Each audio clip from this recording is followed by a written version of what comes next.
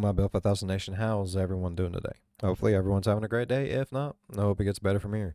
We are back with another Mr. Nightmare. Brain fart for a moment. We are back with another Mr. Nightmare. This one is titled Two Disturbing True Memorial Day Weekend Horror Stories. That's right. Hey, I had to. It was Monday. All right, let's go ahead and get into this story. Go ahead, turn them lights down low, put on something comfy, cuddle up with someone special. Let's get concerned.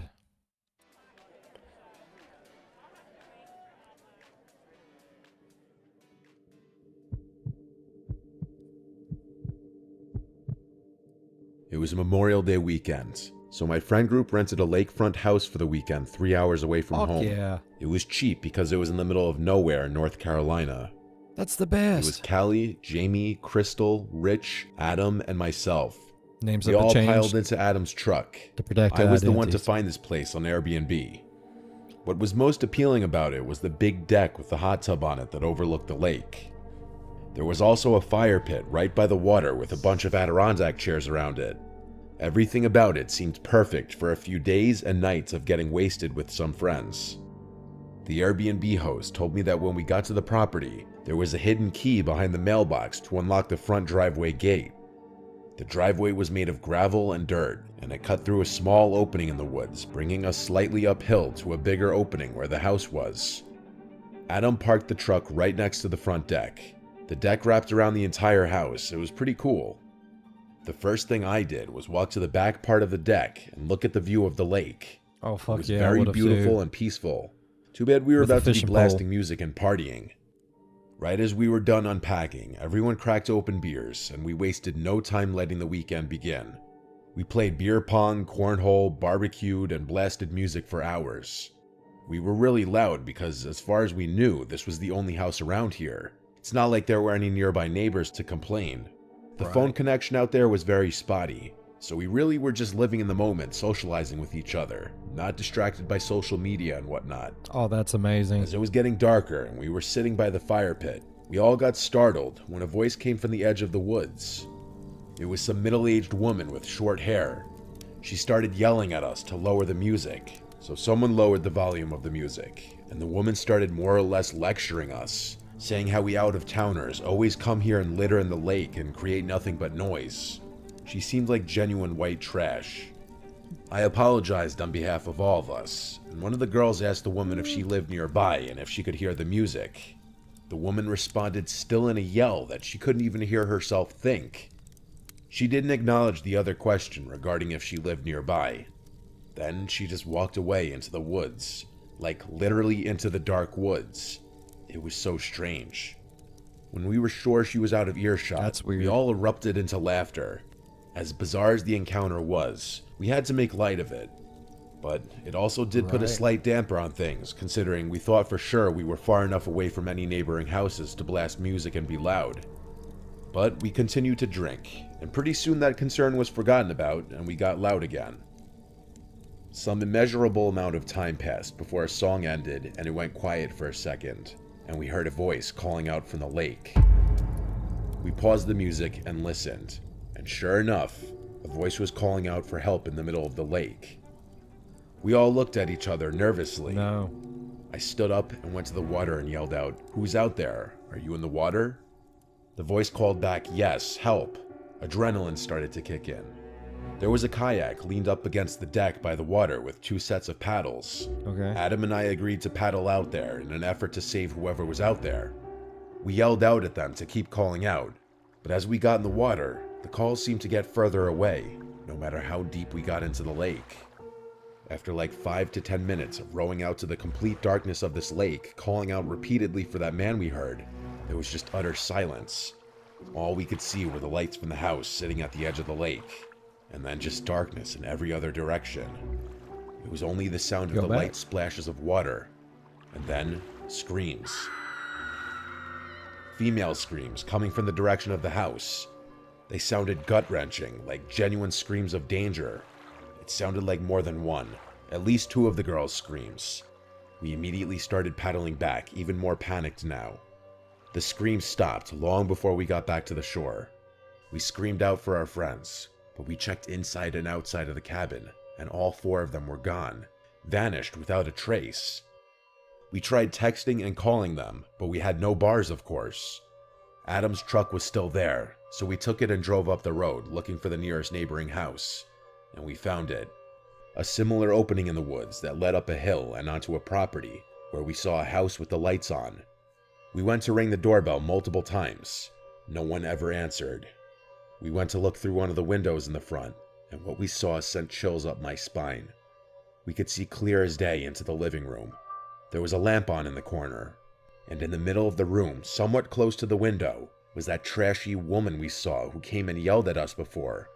She was standing still, doing nothing, just facing the window looking out at us. She had a borderline angry-looking expression. We yelled asking for help, but when she wouldn't move, we were too creeped out to stay there and left. What? As we got back in the truck about to drive to another house, my phone started vibrating, and it was Rich calling me. Thank God.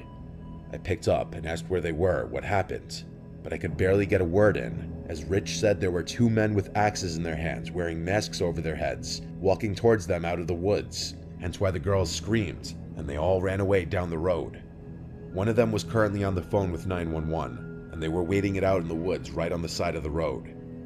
It wasn't long after that the call disconnected, and I wasn't able to reach him again.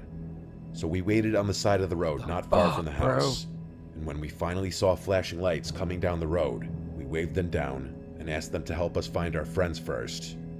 So we drove up the road until we saw our friends come out from the woods waving their hands. We scooped them up and followed the police back to the house. But here, we collected all of our belongings, as Rich and the girls all frantically recounted what they had just went through. The Airbnb was oddly enough not broken into from what it seemed, and none of our stuff was taken. There was no sign of any men with axes.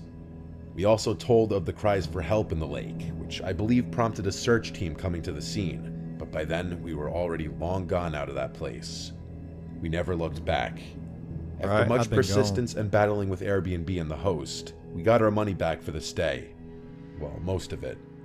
None of us could ever figure out this situation, like if it was all a trap, if the calls for help from the lake were linked with the men approaching the house with the axes. Yeah. If that woman was also affiliated somehow with this. Was it just to scare us out of there, or were they really going to attack us? I don't know, I don't care. I just don't do remote places anymore after this. Fuck and I know the girls won't ever either. Never getting them motherfuckers to go in on any kind of trip like that ever again. And she's gonna be like, fuck you, It was bruh. Memorial Day weekend of 2021. The world was recovering from COVID. Everyone was looking to celebrate. That included my friends and I. Our friend Jacob has a really nice big boat. Well, his dad has a big nice boat, but Jacob gets to use it. The lucky bastard was born into a lot of money. We do reap some benefits from being friends with him though.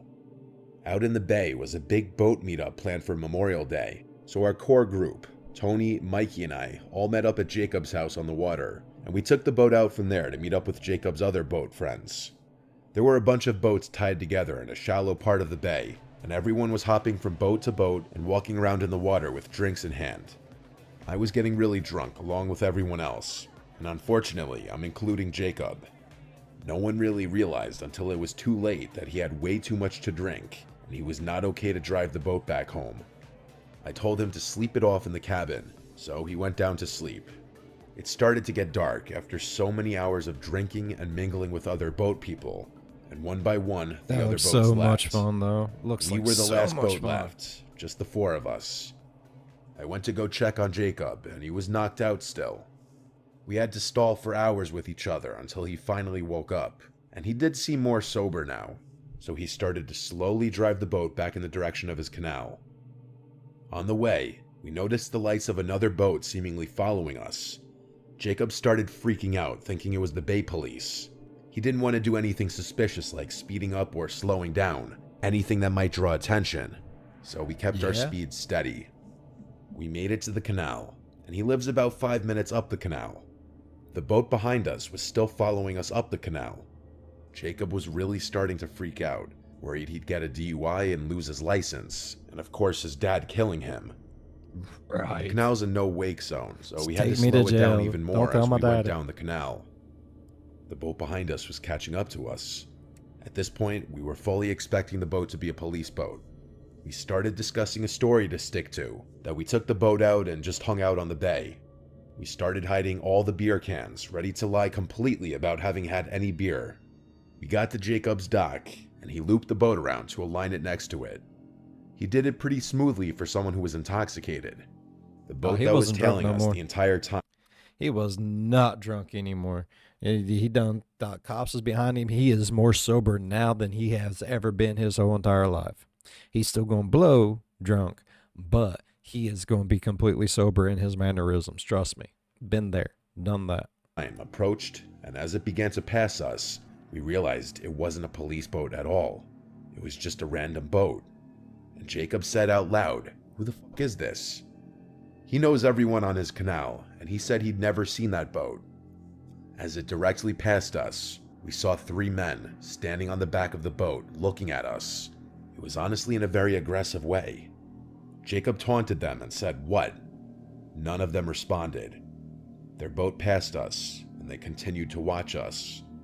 While we were all relieved it wasn't the police, Jacob was now Still nervous as curious. to why they followed us all the way down the canal. Very curious, They don't bro. even live on this Very canal. curious.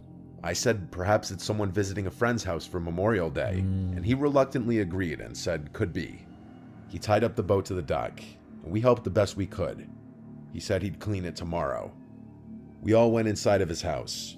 His parents weren't home this weekend. He had the place to himself, so we suggested throwing a last-minute pool party, but it was already like 10 o'clock, and there wasn't really any chance yeah. of throwing anything big that last minute. So the 4 of us went back outside to just hang by the pool, continuing to drink, with all of us planning on crashing at Jacob's place for the night. That boat passed by the house again within maybe 10 minutes, and that's when we really got suspicious.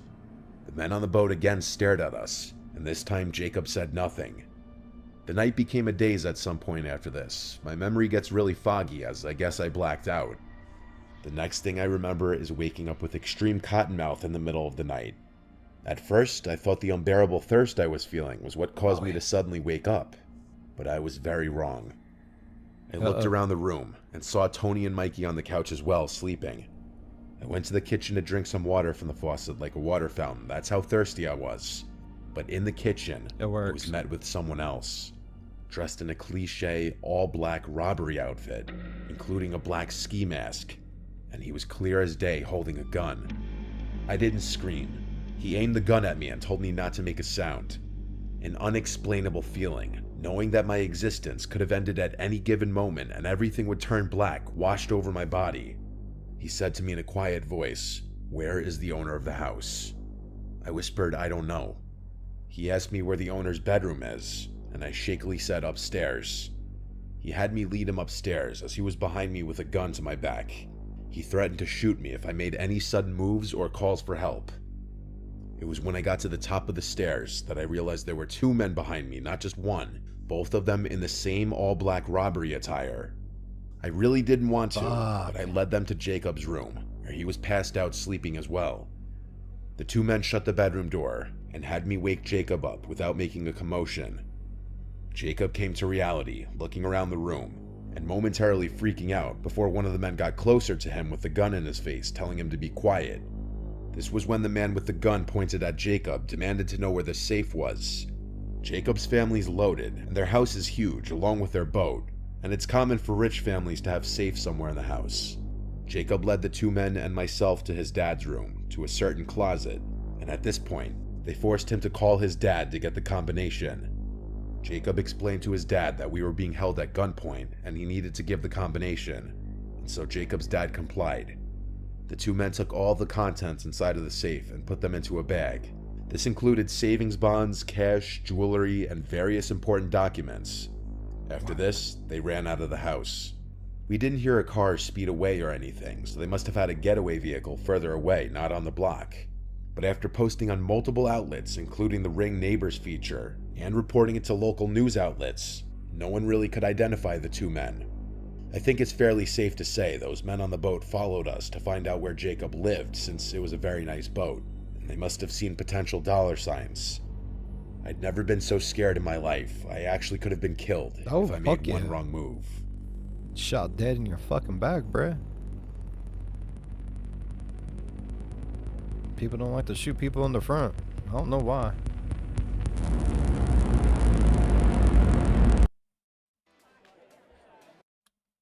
All right. That was a good one. I really enjoyed that. Mr. Nightmare coming in clutch, bruh. I love it. All right, I really enjoyed today's video. If you all enjoyed today's video as much as I did, please go down there, leave a thumbs up. It really helps the channel grow. While you're down there going over, slap that subscribe button. Become part of the Bell 5000 Nation. We do some crazy shit here.